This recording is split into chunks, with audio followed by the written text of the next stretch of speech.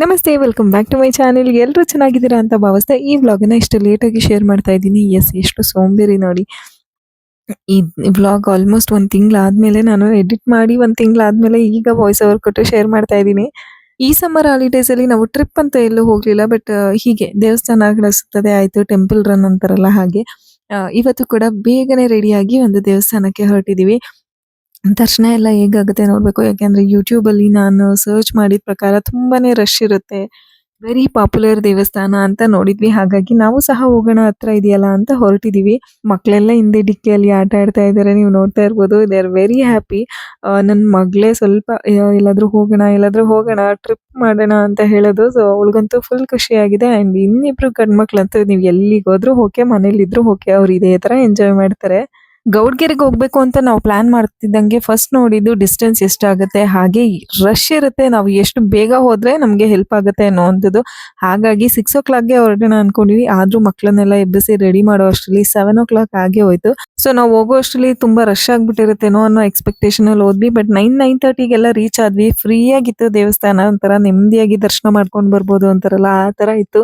Videos ಅಲ್ಲಿ ನೋಡಿದ್ದಕ್ಕೂ direct ಆಗಿ ನೋಡಿದ್ದಕ್ಕೂ ತುಂಬಾನೇ ಡಿಫ್ರೆನ್ಸ್ ಇತ್ತು. ಬಿಕಾಸ್ ಅಷ್ಟೊಂದು ರಶ್ ಇರಲಿಲ್ಲ, ಕ್ರೌಡ್ ಇರಲಿಲ್ಲ. ಸೊ ಹಾಗಾಗಿ ನೀವು ಇಲ್ಲಿ ನೋಡ್ತಾ ಇರ್ಬೋದು, ಪಂಚಲೋಹದಲ್ಲಿ ಮಾಡಿರುವಂತಹ ಚಾಮುಂಡೇಶ್ವರಿ ಗೌಡ್ಗೆರೆದು. ನಮ್ಮೂರಿಗೆ ಆಲ್ಮೋಸ್ಟ್ 2 hours ಆಗುತ್ತೆ. ಸೊ ಪ್ಲಾನ್ ಮಾಡ್ಕೊಂಡೇ ಹೊರಟಿದ್ವಿ. ಇಲ್ಲಿ ಎಲ್ಲರೂ ತೆಂಗಿನಕಾಯಿ ಕಟ್ಟುವಂಥದ್ದು ವಾಡಿಕೆ. ನಮ್ಗೆ ಏನ್ ಆಗ್ಬೇಕು ಅಂತ ಮನ್ಸಲ್ಲಿರುತ್ತೆ ಅದನ್ನ ಬೇಡ್ಕೊಂಡು ಬಸಪ್ಪನ್ಗೆ ಪ್ರದಕ್ಷಿಣೆ ಹಾಕಿ ತೆಂಗಿನಕಾಯಿ ಕಟ್ಟಬೇಕು ಅಂತ ಹೇಳ್ತಾರೆ. ನಾವು ಸಹ ಹಾಗೆ ಪ್ರದಕ್ಷಿಣೆ ಹಾಕಿ ತೆಂಗಿನಕಾಯಿನ ಕಟ್ಟಬೇಕು ಅನ್ಕೊಂಡಿನಿ. ನೀವ್ ನೋಡ್ತಾ ಇರ್ಬೋದು, ಜಾಗನೇ ಇಲ್ಲ. ಆಲ್ಮೋಸ್ಟ್ ಅಷ್ಟೊಂದು ಭಕ್ತರು ತೆಂಗಿನಕಾಯಿನ ಕಟ್ಟಿದ್ದಾರೆ. ಹಾಗೆ ಇಲ್ಲಿ ನಾವು ಅನ್ಕೊಂಡಿದ್ದಾಗ್ಬೇಕು ಅಂದ್ರೆ 7 ವಾರಗಳ ಕಾಲ ನಾವು ತೆಂಗಿನಕಾಯಿನ ಕಟ್ಟಬೇಕು ಅಂತಾರೆ. ಸೊ ಇದು ನಮ್ಮ ಫಸ್ಟ್ ವಿಸಿಟ್. ಇನ್ನ ನೆಕ್ಸ್ಟ್ 6 times ಯಾವಾಗ ಹೋಗ್ತೀವೋ ಗೊತ್ತಿಲ್ಲ. ಹೋದ್ರೆ ಖಂಡಿತವಾಗ್ಲೂ ನಿಮ್ಗೆ ಅಪ್ಡೇಟ್ ಮಾಡ್ತೀನಿ. ದೇವಸ್ಥಾನ ಮಾತ್ರ ತುಂಬಾನೇ ಚೆನ್ನಾಗಿದೆ.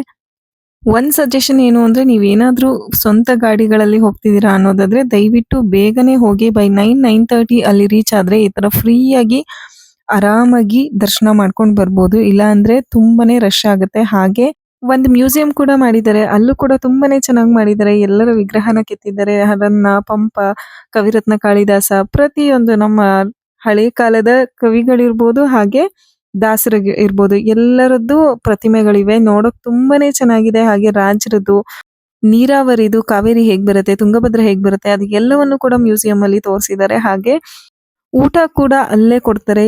ಟೇಸ್ಟ್ ಮಾತ್ರ ತುಂಬಾನೇ ಚೆನ್ನಾಗಿತ್ತು. ಓದೋರು ಮಿಸ್ ಮಾಡ್ದಲೆ ಅದನ್ನೇ ಟೇಸ್ಟ್ ಮಾಡಿ. ಅಂಡ್ ನಾವು ಆಚೆ ಬರೋ ಅಷ್ಟರಲ್ಲಿ ಆಲ್ಮೋಸ್ಟ್ 11 o'clock ಆಯ್ತು.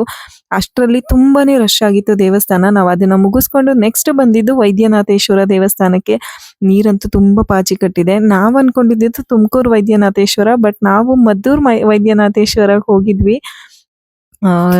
ಅಡ್ರೆಸ್ ಅಲ್ಲಿ ಸ್ವಲ್ಪ ಕನ್ಫ್ಯೂಷನ್. ಅಂಡ್ ಹತ್ರ ಇದೆ ವೈದ್ಯನಾಥೇಶ್ವರ ಇದೆ ಅನ್ಕೊಂಡ್ ಹೋಗಿದ್ವಿ. ಬಟ್ ಆಮೇಲೆ ಗೊತ್ತಾಯ್ತು ನಾವು ಹುಡುಕ್ತಿದ್ದು ವೈದ್ಯನಾಥೇಶ್ವರ ಇರೋದು ತುಮಕೂರಲ್ಲಿ ಅಂತ. ಬಟ್ ಹೇಗೂ ಹೋಗಿದ್ವಲ್ಲ ಅಂತ ಪೂಜೆ ಮಾಡ್ಕೊಂಡ್ ಬಂದ್ವಿ. ಗಂಗಮ್ಮನ್ ಪೂಜೆ ಮಾಡಕ್ ಹೇಳ್ತಾರೆ. ನೀರ್ ಮಾತ್ರ ತುಂಬಾ ಪಾಚಿ ಕಟ್ಟಿದೆ. ಹಾಗಾಗಿ ಜೊತೆಲಿ ನಾವು ಕೂತ್ಕೊಂಡು ಮಕ್ಕಳನ್ನ ಆಟ ಆಡಿಸ್ತಾ ಇದೀವಿ. ಇಲ್ಲೂ ಸಹ ತುಂಬಾನೇ ಫ್ರೀ ಆಗಿತ್ತು. ತುಂಬಾ ಪಾಪ್ಯುಲರ್ ದೇವಸ್ಥಾನ ಏನಲ್ಲ. ನಮ್ಮ ಹಳ್ಳಿ ಕಡೆ ಎಲ್ಲ ಹೇಗೆ ದೇವಸ್ಥಾನ ಇರುತ್ತೆ ಹಾಗೆ ವೈದ್ಯನಾಥೇಶ್ವರ ದೇವಸ್ಥಾನ ತುಂಬಾನೇ ಸಿಂಪಲ್ ಆಗಿತ್ತು. ಹಾಗೆ ತುಂಬಾ ಪೀಸ್ಫುಲ್ ಆಗಿತ್ತು. ನೀರಿರೋದ್ರಿಂದ ತುಂಬಾ ತಂಪು ಫೀಲ್ ಆಗ್ತಿತ್ತು. ತುಂಬಾ ಚೆನ್ನಾಗಿತ್ತು ಎಕ್ಸ್ಪೀರಿಯನ್ಸ್ ಅಂತ ಹೇಳ್ಬೋದು. ಎಲ್ಲರೂ ಕೂಡ ಗಂಗಮ್ಮನ್ ಪೂಜೆ ಮಾಡಿ ಅಲ್ಲಿಂದ ನಾವು ದೇವಸ್ಥಾನಕ್ಕೆ ಹೋದ್ವಿ. ಅಲ್ಲಿ ನಿಮ್ಗೆ ಗಂಗಮ್ಮನ್ ಪೂಜೆ ಮಾಡಿ ಉಪ್ಪು ಹಾಗೆ ಬೆಲ್ಲನ ನೀರಿಗೆ ಬಿಡೋದ್ರಿಂದ ನಿಮ್ಗೆ ಏನೇ ಆರೋಗ್ಯದ ಸಮಸ್ಯೆ ಇದ್ರೆ ಸ್ವಲ್ಪ ಸುಧಾರಣೆ ಕಾಣುತ್ತೆ ಅನ್ನುವಂಥದ್ದು ವಾಡಿಕೆ ಇದೆ. ನೀವು ಏನಾದ್ರೂ ಗೌಡ್ಗೆರೆಗೆ ಹೋಗ್ಬೇಕು ಅನ್ನೋ ಪ್ಲಾನ್ ಇದ್ರೆ ಇದನ್ನು ಕೂಡ ಕವರ್ ಮಾಡ್ಬೋದು. ಆಲ್ಮೋಸ್ಟ್ 1/2 hour ಡಿಸ್ಟೆನ್ಸ್ ಅನ್ಸುತ್ತೆ ಅಷ್ಟೇ. ಸೊ ಆರಾಮಾಗಿ ಈ ಪ್ಲೇಸ್ನು ಕೂಡ ನೀವು ಇನ್ಕ್ಲೂಡ್ ಮಾಡ್ಕೊಂಡು ನೋಡ್ಕೊಂಡು ಬರ್ಬೋದು. ಸಮ್ಮರ್ ಆಗಿದ್ರಿಂದ ತುಂಬಾನೇ ಬಿಸಿಲಿತ್ತು. ಹಾಗಾಗಿ ನಾವು ಮನೆಯಿಂದನೇ ಜ್ಯೂಸ್ನ ಪ್ರಿಪೇರ್ ಮಾಡ್ಕೊಂಡು ಹೋಗಿದ್ವಿ. ಹೇಗೆ ಅಂದ್ರೆ ಒಂದು ದೊಡ್ಡ ಬಾಟಲಲ್ಲಿ ಲೆಮನ್ ಜ್ಯೂಸ್ ಪ್ರಿಪೇರ್ ಮಾಡಿ ಫ್ರೀಸರ್ ಅಲ್ಲಿ ಇಟ್ಟು ಅದನ್ನ ಐಸ್ ಮಾಡ್ಕೊಂಡು ಬೆಳಗ್ಗೆ ಎತ್ತಿಟ್ಕೊಂಡು ಹೋಗಿದ್ವಿ. ಸೊ ಹಾಗಾಗಿ ಅದು ಮಧ್ಯಾಹ್ನ ತನಕ ಕೂಲ್ ಆಗೇ ಇತ್ತು. ಇಲ್ಲಾಂದ್ರೆ ಜನರಲಿ ಕಾರಲ್ಲಿ ಬಿಸಿ ಆಗ್ಬಿಡುತ್ತೆ, ಅದು ಕುಡಿದ್ರು ಕೂಡ ಅಷ್ಟೊಂದು ಸ್ಯಾಟಿಸ್ಫೈಯಿಂಗ್ ಅನ್ಸಲ್ಲ. ಹಾಗಾಗಿ ನಾವು ಈ ಪ್ಲಾನ್ ಅನ್ನ ಯೂಸ್ ಮಾಡಿದ್ವಿ. ಅದು ತುಂಬಾ ಚೆನ್ನಾಗಿ ವರ್ಕ್ ಆಯ್ತು. ಫ್ರೀಸರ್ ಅಲ್ಲಿ ಇಟ್ಟು ನೈಟು ಬೆಳಗ್ಗೆಗೆ ಐಸ್ ಆಗಿರುತ್ತೆ. ನೀವು ಹೊರಡುವಾಗ ಇಟ್ಕೊಂಡು ಹೋದ್ರೆ ಆಯ್ತು. ಆರಾಮಾಗಿ ಮಧ್ಯಾಹ್ನ ತನಕ ಅದು ತಣ್ಣಗೆ ಇರುತ್ತೆ. ಸೊ ದಟ್ ಬೇಸಿಗೆಯಲ್ಲಿ ಹೊರಗಡೆ ಅದು ಇದು ಜ್ಯೂಸ್ ಮಕ್ಕಳಿಗಾಗ್ಲಿ ನಾವಾಗ್ಲಿ ಕುಡಿಯೋದಕ್ಕಿಂತ ಇದು ಬೆಸ್ಟ್ ಆಪ್ಷನ್ ಅಂತ ಹೇಳ್ಬೋದು. ಸೊ ನಾವು ಅಲ್ಲಿಂದ ಹೊರಟು ಮನೆಗೆ ರಿಟರ್ನ್ ಬರೋವಾಗ ಹೋಗಿದ್ದು ಪಂಚಮುಖಿ ಆಂಜನೇಯ ದೇವಸ್ಥಾನಕ್ಕೆ. ಕುಣಿಗಲ್ ಹತ್ರ ಇದೆ. ಕುಣಿಗಲ್ ರೋಡಿಂದ ಆಲ್ಮೋಸ್ಟ್ 5 to 10 ಮಿನಿಟ್ಸ್ ಒಳಗೆ ಬರಬೇಕು ಅಷ್ಟೇ. ತುಂಬ ಚೆನ್ನಾಗಿ ಇಂಪ್ರೂವ್ ಮಾಡಿದ್ದಾರೆ. ಆ್ಯಂಡ್ ಇದು ಸೆಕೆಂಡ್ ಹೈಯೆಸ್ಟ್ ಆಂಜನೇಯ ಸ್ಟ್ಯಾಚು ಅಂತ ಹೇಳ್ಬೋದು, ಪಂಚಮುಖಿ ಆಂಜನೇಯ ಸ್ಟ್ಯಾಚು. ಜೊತೆಗೆ ಇಲ್ಲಿ ಶನೇಶ್ವರ ದೇವಸ್ಥಾನ ಕೂಡ ಇದೆ. ಎಷ್ಟು ನೀಟಾಗಿ ಮೇಂಟೈನ್ ಮಾಡಿದ್ದಾರೆ ಅಂದರೆ ತುಂಬಾನೇ ಚೆನ್ನಾಗಿ ಮೇಂಟೈನ್ ಮಾಡಿದ್ದಾರೆ. ಕೆಲವೊಂದು ದೇವಸ್ಥಾನದಲ್ಲಿ ಅಲ್ಲಲ್ಲೇ ಚೆಲ್ಲಿರುತ್ತೆ, ಏನಾದರೂ ಬಿಸಾಕಿರ್ತಾರೆ, ಬಟ್ ಇಲ್ಲಿ ಒಂಚೂರು ಡಸ್ಟ್ ಇರಲಿಲ್ಲ. ಅಷ್ಟು ನೀಟಾಗಿ ಮೇಂಟೈನ್ ಮಾಡಿದ್ರು.